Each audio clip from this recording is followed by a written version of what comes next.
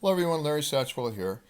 I'm going to turn a Alan Stratton inspired ring post for my wife today for Valentine's. I have a piece of hazelnut chucked up in here. It's a little bit soft, but I think I can find enough solid wood there to pull it off. I'm first just rounding it off with my roughing gouge, trying to find some solid wood and getting it down to the size I want. I want this to sit on the windowsill above the sink. It's getting there, but I think I can take it down a little bit smaller. I flatten off the top and discover that it's kind of punky too, so I took about 3/4 of an inch off and found some pretty solid wood. Here I'm just using my spindle gouge to kind of refine the bowl shape, and it was still pretty punky, so I added some thin set CA glue to stiffen up the wood a bit. Then I turned my attention to the inside using a bowl gouge.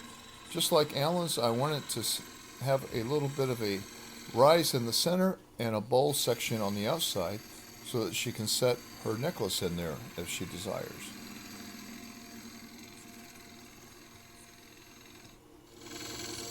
Here I'm using an ancient roundover scraper. I've had this for as long as I can remember. My parents had a rental house, and in the basement there, we lived there for most of my young life, as I could remember. There was a contraption, I didn't know what it was. It didn't have a motor, but it turns out it was a lathe. And for some reason, I took those lathe tools, I have 3 of them, when my parents moved out into their own home.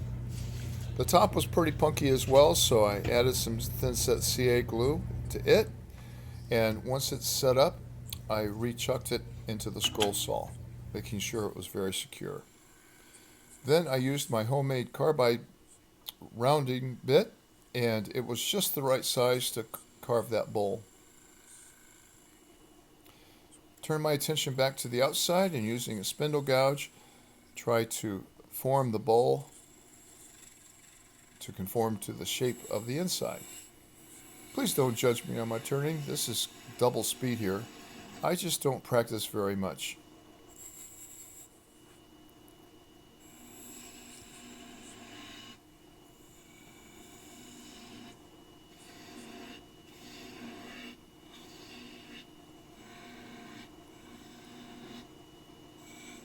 Once I had that pretty well shaped out, I turned to sanding. I started, I think, at 120 and went up to 400 grit. And then I took away some of the waste on the backside so I could reach the sanding back there, and then added some triple E paste to shine it up and get rid of those scratches. Next, it was time to turn my attention to the hole I needed to drill for the post. I used a 3/8 inch drill bit here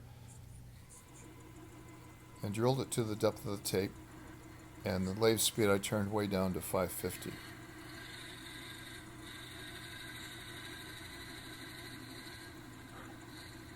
After I had the hole drilled, I went a little unconventional. I used a tendon cutting jig to drill a tendon into the top of this box elder wood. 3/8 inch. From there, I didn't want to lose the center of that bowl, so I went ahead and took the whole chuck off and put in a different one and centered up the post here. I knew I couldn't get it exactly in the center, but I could get it pretty close. Next, I took my roughing gouge and once again started roughing this out. And once I got it rounded, I probably should have rounded the whole blank here while I had it in the chuck, but I knew it wasn't going to be centered. Then I slowly and carefully looked for the tendon because I knew I wasn't exactly centered up on it. I didn't have to expose the whole tendon, just enough to rechuck it. Sure enough, I was off a little bit, so I took my pull saw and carefully cut away the excess wood from the tendon. Once I had the tendon exposed, and I haven't exposed all of it yet, I went ahead and remounted the bowl. making sure it was on there. Then I could use that hole to chuck up the post and rough it out to a round shape.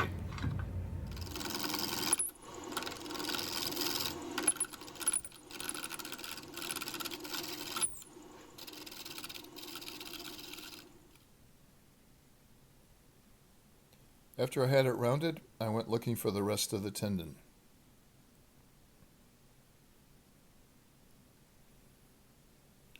Once I had found it, it was a little bit long, so I cut some off. It was still long, so I cut some more off. Then I could remount it. And this time it was flush with the middle of the bowl. I refined that shape with my mini round cutter, where the bowl met the post. And as Alan suggested, this is a great time for some skew practice.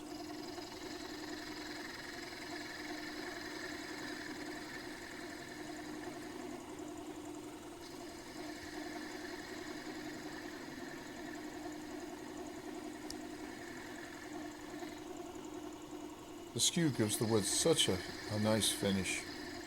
And I'm getting okay right-handed, but I still struggle when I'm trying to go back the other direction.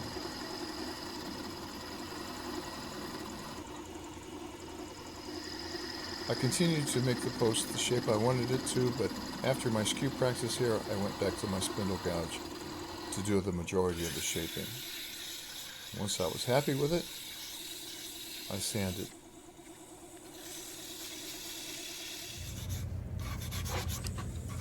Once I had it sanded through all of the grits, I parted it off and finished here with 400 and added some more triple E paste.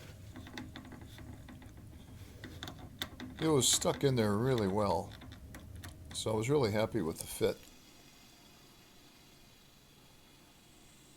Now I need to turn my attention to the bottom of the bowl. So I left a pretty hefty chunk of wood here because I want to remount it onto this.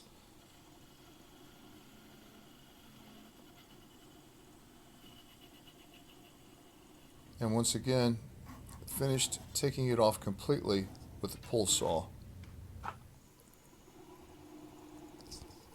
Then I chucked up that same tendon cutter and cut a tendon in the remaining piece of wood.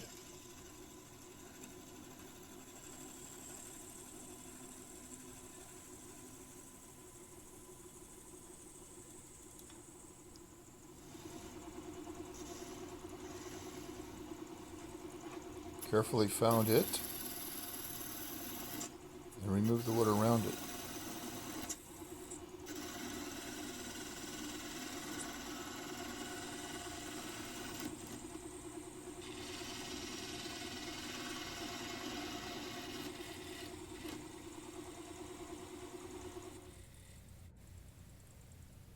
Then I could rechuck the bowl. And once again, it was a nice tight fit. So using my mini rounder again, I refined the bottom. I left a little scoop in there so it would sit flat on the windowsill. Then back to sanding and a little more triple E.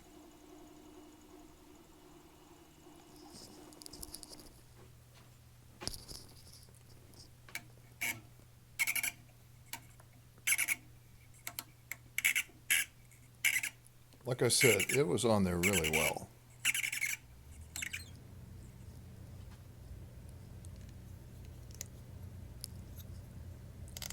I made sure I could get the tendon back in there and then took it apart again and added some glue.